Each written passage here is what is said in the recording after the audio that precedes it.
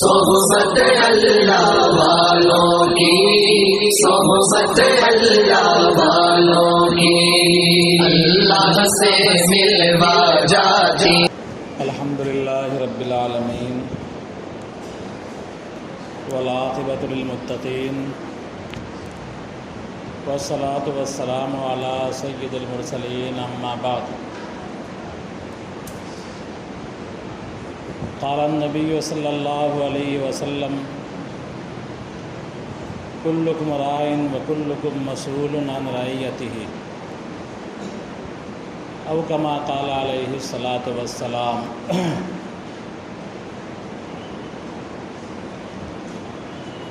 محترم بزرگوں، عزیز ساتھیوں،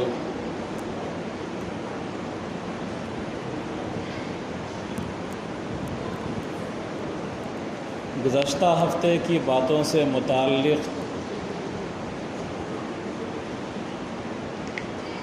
اور اتوار کے دن جو آپ لوگ اکٹھا ہوئے تھے،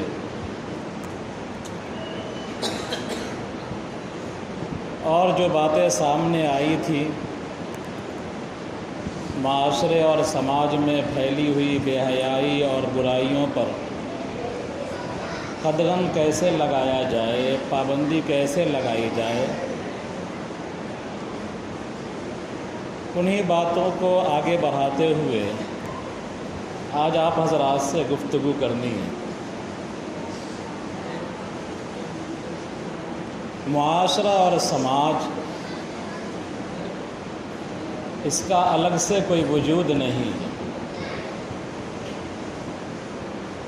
بلکہ فرد سے خاندان بنتا ہے، اور چند خاندان جب اکٹھا ہو جاتے ہیں تو معاشرہ اور سماج کہلاتا ہے۔ اگر فرد ہی نہ ہو تو خاندان نہیں، خاندان نہ ہو تو معاشرہ اور سماج نہیں۔ لہذا جب ہمارے سامنے اصلاح معاشرہ اور سماج کی جب بات آتی ہے تو یہ کوئی ایسی خیالی یا تصوراتی چیز نہیں، یا جادو کی چھڑی نہیں ہے کہ اس کو گھما دیا جائے اور سارا معاملہ حل ہو جائے۔ اگر فرد سدھریں گے تو خاندان سدھرے گا، فرد اچھا ہوگا تو خاندان اچھا ہوگا،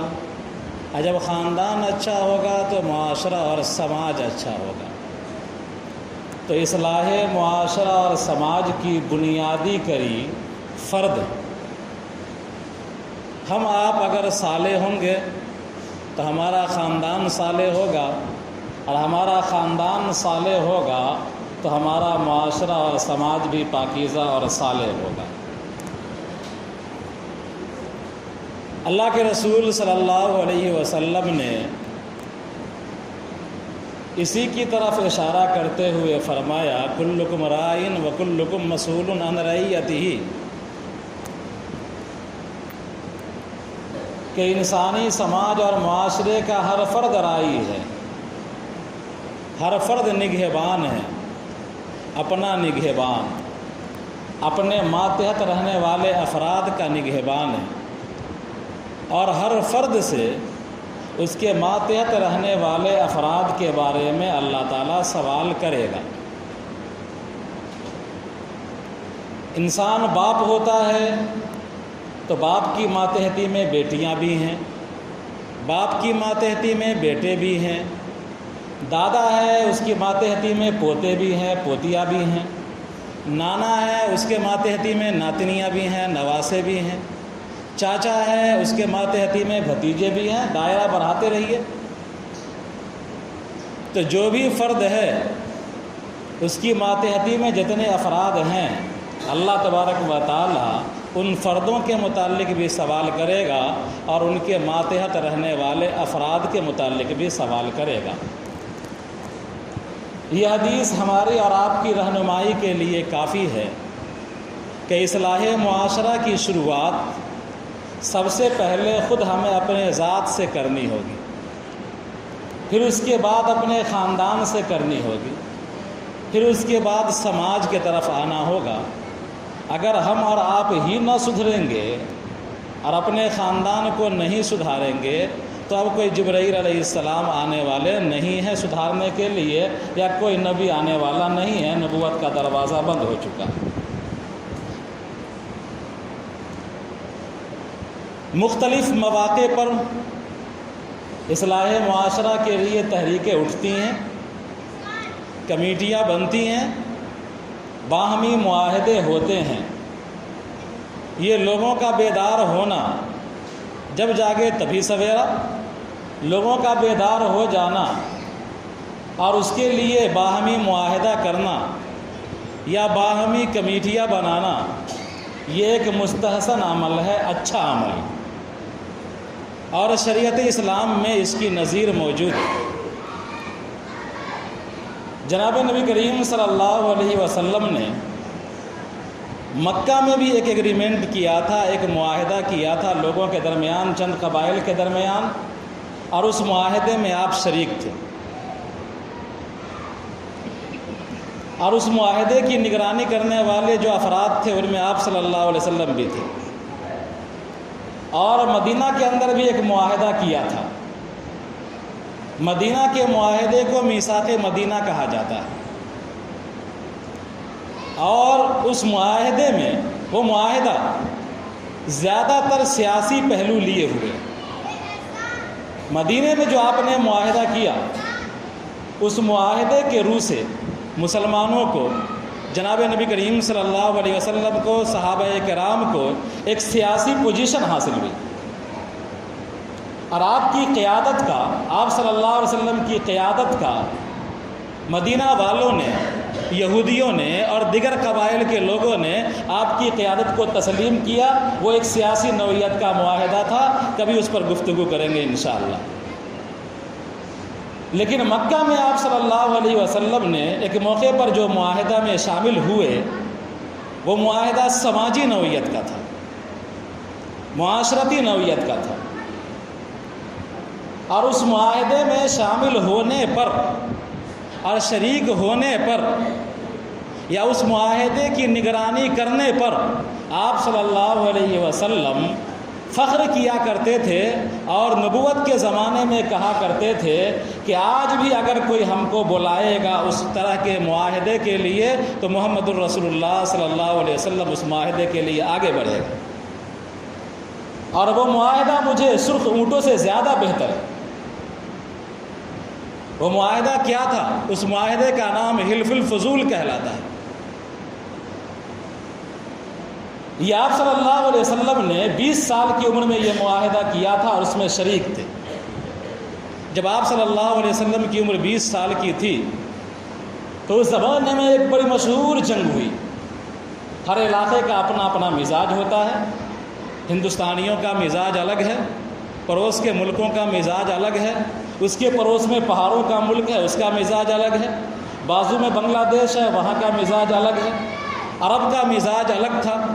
جہاں کی مٹی سخت ہوتی ہے، ریتیلی ہوتی ہے اور پہاڑی سرزمین ہوتی ہے، پہاڑی علاقہ ہوتا ہے، وہاں کے مزاج میں سختی ہوتی ہے، اور جو سمندری علاقہ ہوتا ہے، سمندر کا کنارہ ہوتا ہے، تو وہاں کے مزاج میں نرمی ہوتی ہے، وہاں کے مزاج میں لینت ہوتی ہے، نرمی ہوتی ہے۔ تو عرب پہاڑی علاقہ، ریگستانی علاقہ، صحرا کا علاقہ، تو وہاں جو اخلاقی اور سماجی برائیاں تھیں نبی اکرم صلی اللہ علیہ وسلم کے زمانے میں، تو سب سے بڑی سماجی برائی عرب میں یہ تھی کہ وہاں بدامنی کا شکار وہ خطہ تھا، وہ علاقہ تھا۔ لوگ مرنے مارنے کے لیے ہر وقت تیار رہتے تھے، طاقتور کمزور کو ستایا کرتا تھا، لوگ ایک دوسرے پر ظلم کیا کرتے تھے، لوگ ایک دوسرے کے خون کے پیاسے تھے، باہر سے کوئی تجارتی قافلہ آتا تو لوٹ لیا جاتا تھا، لوگ ایک دوسرے کو مال کو طاقت کے زور پر حاصل کرنے کو فخر سمجھتے تھے اور اس پر اشعار کہا کرتے تھے۔ یہ اس زمانے کی عرب خطے کی سب سے بڑی سماجی برائی تھی، اور اس پر قدغن لگانا، امن پیدا کرنا یہ سب سے بنیادی ضرورت تھی اس وقت۔ تو نبی کریم صلی اللہ علیہ وسلم جب 20 سال کے تھے تو جنگ ہوئی تھی، اس جنگ کا نام حرب فجار، فجار بھی کہہ سکتے ہیں، فجار بھی کہہ سکتے ہیں، فجار بھی کہہ سکتے ہیں، تینوں پڑھ سکتے ہیں۔ یہ بڑی مشہور جنگ ہوئی تھی،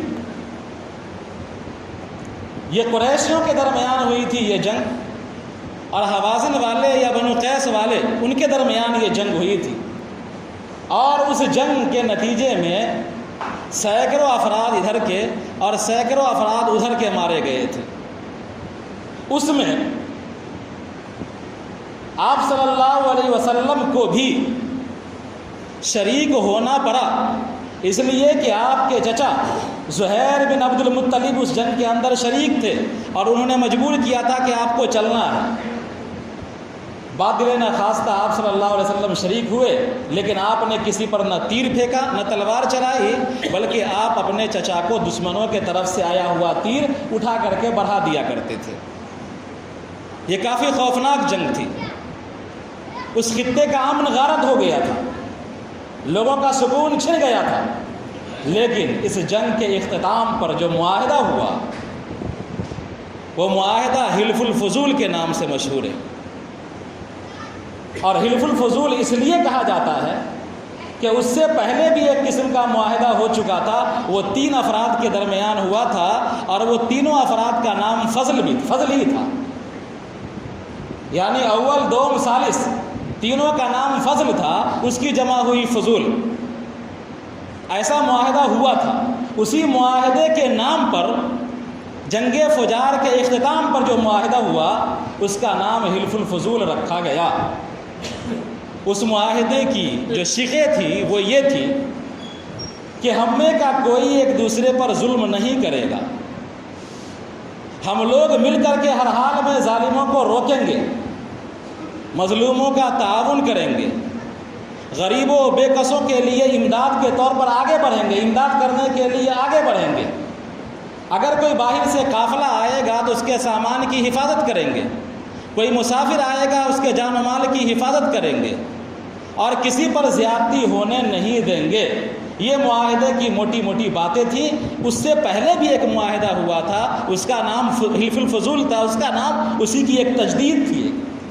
لوگ کہتے ہیں کہ کمیٹی بہت بناتے ہیں، پہلے بھی کمیٹی بنی، کیا ہوا؟ پھر کمیٹی بن رہی ہے، کیا ہوا؟ دیکھو جناب نبی کریم صلی اللہ علیہ وسلم پرانے معاہدے کو زندہ کر رہے ہیں، یہ چند سال پہلے ہو چکا، لوگوں نے کچھ عمل کیا اور پھر اس کے بعد وہ سرد خانے میں چلا گیا، لیکن جنگ ہوئی، ضرورت محسوس ہوئی، آپ صلی اللہ علیہ وسلم کے ذریعے سے وہ معاہدہ احیا ہوا اور زندہ ہوا، اس کا نام حلف الفضول رکھا گیا۔ بہرحال تو یہ اصلاح معاشرے کے لیے افراد کا بیدار ہو جانا، آگے بڑھ جانا، اکٹھا ہو جانا، یہ ایمان کی بھی علامت ہے اور نبی کریم صلی اللہ علیہ وسلم کی سنت بھی۔ اگر ایمان نہ ہوتا تو برائی کو ہم برا کیوں سمجھتے؟ پچھلے ہفتے آپ نے حدیث سنی ہے کہ جو کوئی منکر کو دیکھے، بری باتوں کو دیکھے تو طاقت ہے تو طاقت کے بلبوتے اس کو روک دے، اور اگر نہیں طاقت ہے تو زبان کے ذریعے سے اس کو روکے، اور اگر اس کی طاقت بھی نہیں تو دل میں برا ہو۔ تو کم سے کم اس بستی کے افراد نے ان سماجی برائیوں کو دل سے برا جانا اور اکٹھا ہوئے ان برائی کے سد باب کے لیے، یہ بڑی پیش رفت ہے۔ آج تو حال یہ ہے کہ پوری بستی برائیوں میں شریک ہے، پورا معاشرہ اور سماج برائیوں میں شریک ہے، بڑے بڑے ذمہ دار برائیوں میں شریک ہیں، اور زمیندار سینکڑوں بیگھہ والے برائیوں میں شریک ہیں، لیکن کوئی ان کو کچھ کہنے والا نہیں، کوئی روکنے والا نہیں، کوئی آگے بڑھنے والا نہیں، اور حتیٰ کہ اس کو برائی سمجھنے کے لیے بھی تیار نہیں ہے، ایمان کا ادنا درجہ بھی ان کے اندر نہیں۔ کم سے کم آپ لوگ تو غنیمت ہیں کہ آپ کے اندر بیداری آئی، آپ کا ایمان جاگا، آپ نے اپنا محاسبہ کیا، اپنے خاندان کا محاسبہ کیا، اس کے لیے اکٹھا ہوئے۔ اللہ تبارک و تعالیٰ آپ سب کی کوششوں کو قبول فرمائے۔